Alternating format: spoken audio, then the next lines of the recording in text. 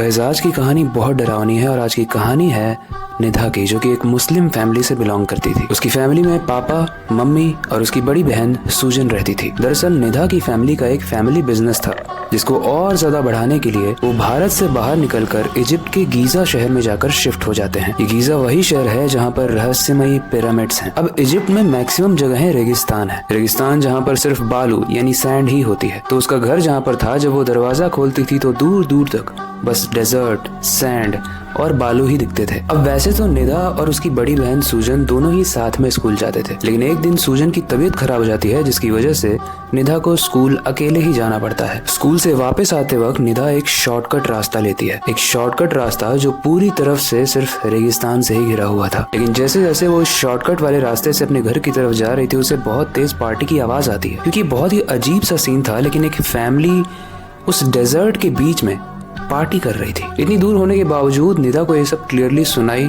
और दिखाई दे रहा था। थोड़ी देर तक तो निधा उस चीज को देख रही थी, लेकिन उसको समझ में आ गया कि उसके घर के लिए बहुत लेट हो रहा है, तो वो तेजी से चलने लगती है। तभी वो एक लड़की से टकराती है। उस लड़की का नाम था कोहिमा, जो बहुत ही सुंदर सी थी और उसने एकदम रॉयल यानी राजघराने के घर के कपड़े पहने हुए थे। निधा उसे एकदम देखते ही रह गई। लेकिन कहानी में आने वाला है अब ट्विस्ट, इसलिए ध्यान से सुनना। वो कोहिमा निधा से पूछती है कि क्या आप ठीक हो? निधा बोलती है हाँ ठीक हूँ मैं। फिर कोहिमा और निधा चलते चलते बातें कर रहे थे। इतने में कोहिमा उसे इनवाइट करती है कि हमारी फैमिली वहाँ पर डेजर्ट में पार्टी कर रही है, तो तुम हमें ज्वाइन करना चाहोगी? निधा बोलती है नहीं, मेरा घर के लिए लेट हो रहा है। निधा छोटी थी तो वो घर आते ही सारी बात अपनी बड़ी बहन सूजन को बताती है और बताती है कि कैसे उसे एक कोहिमा नाम की लड़की मिली थी, जो कि बहुत ही ज्यादा सुंदर थी और उसने राजघराने के कपड़े पहने हुए थे। ये सब सुनकर सूजन के मन में क्यूरियोसिटी हो गई। वो बोली कि अगर ऐसा है तो मुझे भी मिलना है उससे। लेकिन गाइस इसके बाद जो ये प्यारी सी कहानी टर्न लेने वाली है, वो जानने के बाद आपकी रूह हिल जाएगी, क्योंकि वो बहुत डरावना टर्न होने वाला है। लेकिन स्टोरी में आगे बढ़ने से पहले, हेलो गाइस, मेरा नाम है अविनाश कुमार और आप देख रहे हो हॉरर स्टोरीज। अगले दिन निधा और उसकी बड़ी बहन सूजन उसी रास्ते से स्कूल की तरफ से घर आ रहे थे, ताकि कोहिमा उसे रास्ते में मिल पाए। और कोहिमा उन्हें रास्ते में मिलती भी है और इस बार कोहिमा उन दोनों को ही अपने घर में इनवाइट करती है। वो तीनों ही उस घर की तरफ जाते हैं और जैसे ही वो घर आता है, निधा और सूजन शॉक्ड रह जाते हैं, क्योंकि इतना बड़ा राजमहल था कि उनकी आंखें चौंधी आ गई थी। वो लोग उस महल को देखकर खुश हो ही रहे होते हैं, तभी कोहिमा का भाई सरफराज आ जाता है। और जैसे ही सरफराज आता है, कोहिमा अपने फेस को कवर कर लेती है बुरखे से, बट निधा सरफराज को देखती ही रह जाती है। वो अपना फेस कवर करना ही भूल जाती है। सरफराज देखने में एकदम शहजादे जैसा सुंदर था और निधा भी बहुत खूबसूरत थी। तो दोनों एक दूसरे से बात करने लगते हैं और बात करते करते दोनों ही प्यार में पड़ जाते हैं। खाना वाना खाने के बाद अब वक्त था घर वापस जाने का, तो निधा और सूजन घर जाती है। लेकिन घर आने के बाद भी निधा सरफराज के ख्यालों में ही खोई हुई थी। अगला दिन बहुत इंटरेस्टिंग था, क्योंकि सरफराज निधा के स्कूल के बाहर हाथ में फूल लिए खड़ा था। निधा और सूजन जैसे स्कूल से बाहर आते हैं, सरफराज हाथ में फूल लिए बोल देता है कि निधा, क्या आप मुझसे निकाह करोगे? सूजन गुस्से में बोल देती है, ये क्या बदतमीजी है, हमें एक ही दिन हुआ है मिले हुए और तुम शादी के लिए पूछ रहे हो। निधा सूजन से कहती है कि दीदी शांत हो जाओ, इतने गुस्से में मत हो। तो सूजन कहती है कि अगर इसे तुमसे निकाह करना ही है तो ये अपनी फैमिली को लेकर हमारे घर में आए तुम्हारा रिश्ता मांगने के लिए। ऐसे सबके सामने तमाशा करने की जरूरत नहीं है। अब गाइस आई नो कि आप ये सोच रहे हो कि इसमें भूतिया क्या है, तो थोड़ा सा वेट करो। इतना कहने के बाद वो निधा को लेकर घर चली जाती है। लेकिन अगले दिन वही होता है जो शायद बहुत लोगों को लग रहा था कि नहीं होगा।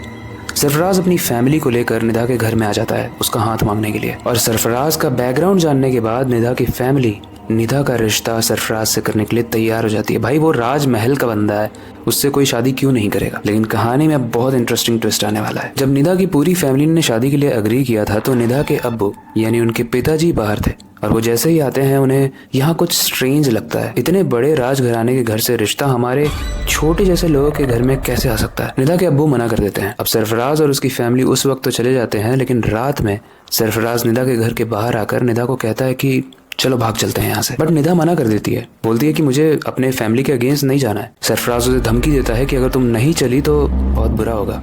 और इतना कहने के बाद सरफराज गायब हो जाता है। निधा बहुत डर जाती है। वो बोलती है कि मैं अभी इससे बात कर रही थी, मेरे घर के नीचे खड़ा था, ये गायब कैसे हो सकता है?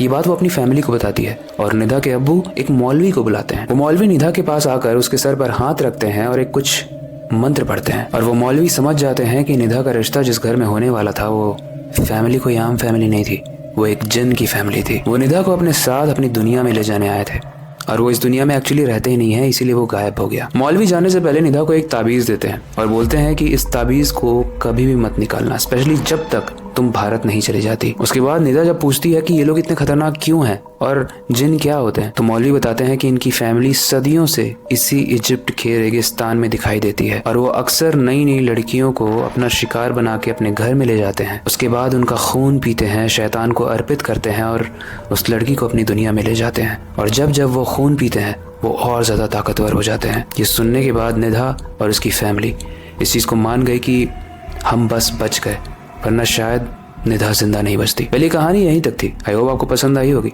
पहले आपका क्या कहना है जिन के बारे में, भूतों के बारे में? क्या ये होते हैं?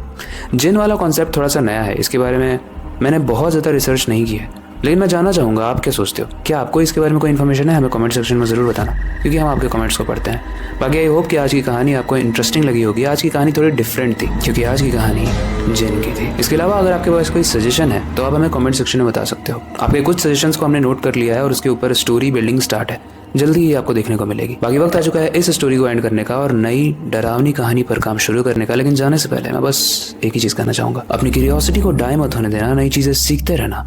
अपने बेड के नीचे और खिड़की के बाहर जरूर देख लेना, कहीं कोई जिन तो नहीं भटक रहा है। मिलते हैं अगली वीडियो में।